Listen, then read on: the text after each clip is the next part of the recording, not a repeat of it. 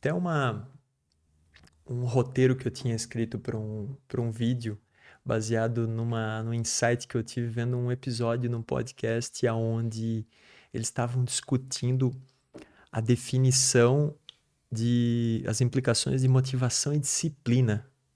Aquela rixa que, De sempre. o que é mais importante, né? Motivação ou disciplina? E aí eu tinha escrito um roteiro e gravei um vídeo sobre esse tema, apresentando a minha perspectiva nisso daí, né? Que eu disse assim que motivação e disciplina, quando começa a discutir, um tá falando mesa, o outro tá falando table. Porque, cara, ou melhor, um tá dizendo, cara, isso ali é um Fiat, sei lá, flashback, um carro da Fiat X ali. Não, isso aí é um carro. Não, não, isso aí é o Fiat modelo tal. Não, eu tô dizendo que isso aí é um. Um tá dizendo que é o carro, o outro tá dizendo que é um Fiat. Mas os dois estão falando certo. O Fiat, sei lá das quantas, é um tipo de carro. Quando eu digo isso, eu quero falar que a disciplina é um tipo de motivação. Ela não deixa de ser um tipo de motivação. E às vezes o pessoal fica discutindo: o que é mais importante, disciplina ou motivação? Eu faço na força do ódio, eu não tenho motivação. Eu vou lá e treino mesmo sem motivação, vou na disciplina. Cara, se tu foi lá fazer alguma coisa, tu teve um motivo para a ação. O problema é que tu estás confundindo motivação com prazer, cara. Tu estás entendendo motivação como algo que vai te gerar prazer, vai te deixar te divertir. Pode ser que tu vai lá treinar e tu não tenha prazer com aquilo, mas tu tem motivação. E a disciplina é um tipo de motivação. Ou empolgação. As pessoas confundem isso, eu acho, tá? É, Se sentir empolgado, né? pois é, e isso, cara, e daí eu traço nesse roteiro que eu escrevi desse vídeo aí que eu gravei, eu traço um raciocínio neurobiológico para tentar explicar isso. E aí eu começo contando a história de um dos primeiros pesquisadores que se envolveram no estudo da dopamina. Se eu não me engano, ele se chama Roy Wise. Roy Wise. Não lembro que década que foi. Foi de 60, 70, 50, por aí. Ele tinha descoberto uma molécula chamada de dopamina e nos jornais foi intitulada lá como a molécula do prazer, né? A dopamina. E aí ele queria testar essa hipótese, ver se realmente era a molécula do prazer, como estava se divulgando isso daí. E aí ele conversou com um cara chamado Kent Berridge. Kent Berridge era um professor assistente de uma universidade não tão renomada nos Estados Unidos. Esse Roy Wise já era um pica de um pesquisador. E ele chamou o Kent Berridge porque ele tinha uma competência muito específica, que não havia pessoas nos Estados Unidos com aquela competência do Kent Berridge. Ele era um especialista em interpretação das expressões faciais de ratos. Caralho. Por essa eu não esperava.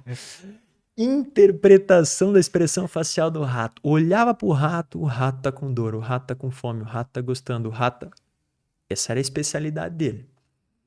E aí ele falou pro Kent Berridge, cara, vamos testar, velho, essa dopamina, ver se ela realmente é uma molécula do prazer ou não é do prazer.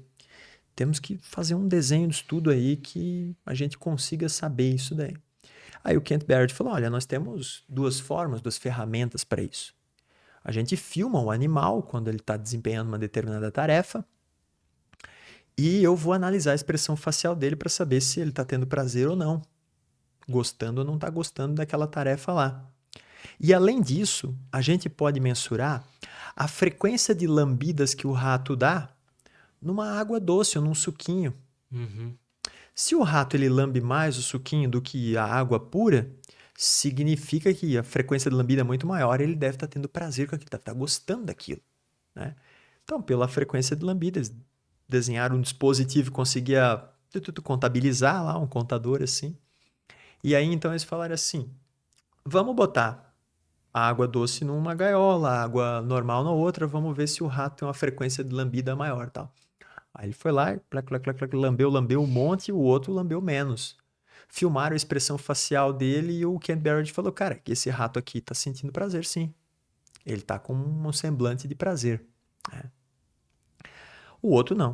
Aí disse assim, agora vamos fazer o seguinte, vamos dar uma droga para bloquear a atuação da dopamina nesses animais. E aí vamos ver se os animais que estão sem dopamina, eles vão lamber menos, eles vão ter uma expressão facial menor de prazer comparado àqueles que não estão com a dopamina bloqueada. Se a expressão facial deles for diferente, é sinal de que a dopamina é um sinalizador de prazer. Do contrário, ela não é. E aí eles perceberam que a frequência de lambida dos animais não mudava.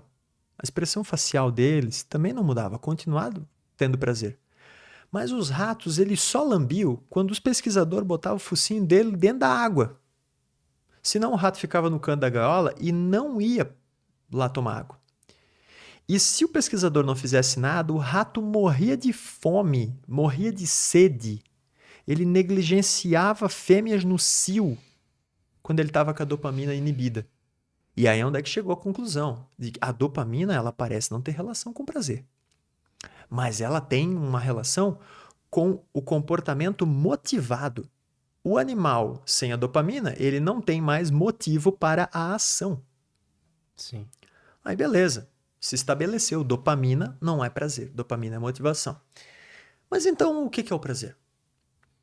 Aí então eles pegaram e fizeram o seguinte, vamos tentar bloquear outros sistemas para a gente ver qual deles que vai diminuir a frequência de lambida, qual deles que o animal vai representar um desgosto aí, né?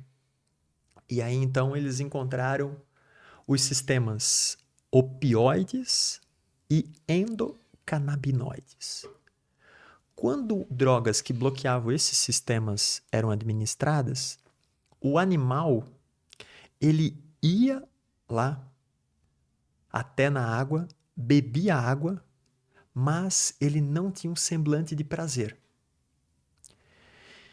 E eles fizeram isso e notaram, cara, então achamos o que produz o prazer e o que produz a motivação. Motivação, dopamina. Prazer, opioides e endocannabinoides. Quando nós bloqueamos eles, os animais não lambem tanto a água lá. Então a gente pode dizer que um neurotransmissor é o do querer e o outro é o do gostar. Uhum. Certo? Mas será que dá pra gente manipular essa parada aí? E aí fala assim, como? Será que se a gente der pro animal, por exemplo, botar uma água para ele, que nessa água tem um composto bem amargo, que ele não gosta, ele não curte, né? E aí então nós instalamos alguns eletrodos nos neurônios dopaminérgicos desse animal e a gente dá um choque nele para motivar ele, para ele ir buscar aquela água lá. E deixamos o sistema endocannabinoide e opioide intacto.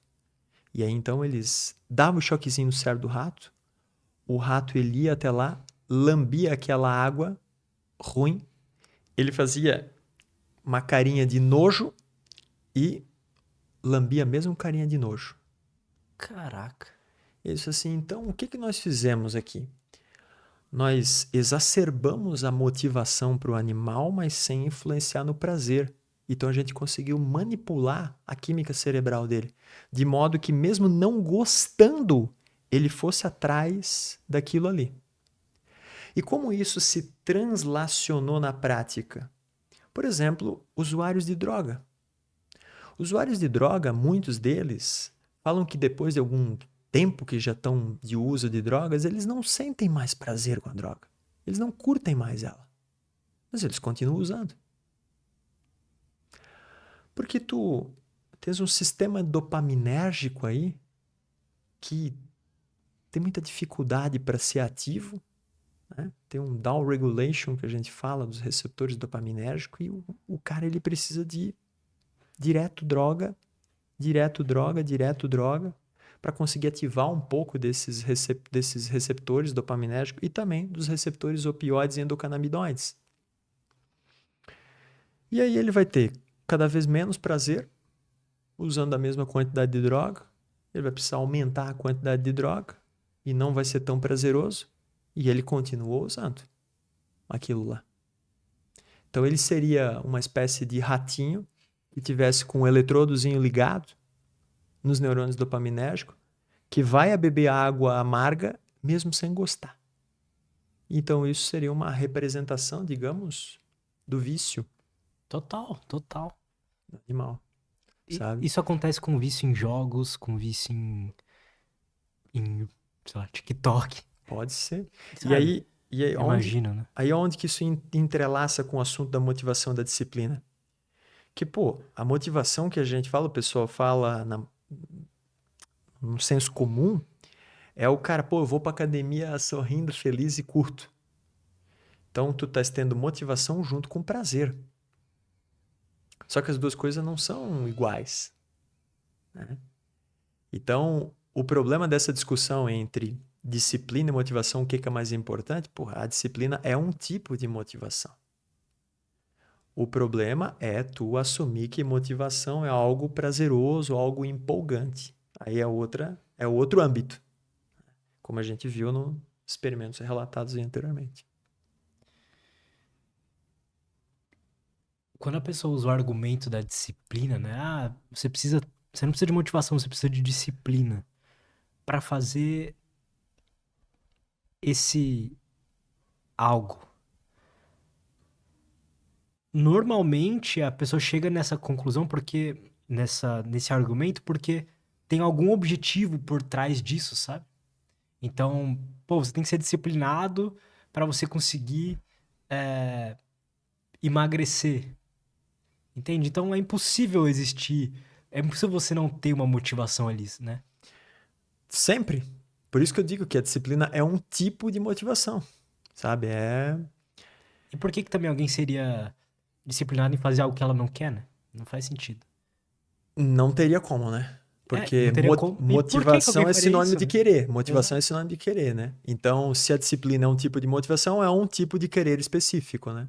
Então, não é improvável isso. Mas tem aquelas frasezinhas de efeito, né? A disciplina vai te levar em lugares onde a motivação não chega, né? Daí o cara fala, porra, tu não entende nada, não sabe nem o que é isso, cara. Sinto muito, mas tu não sabe o que é motivação e o que é disciplina, velho.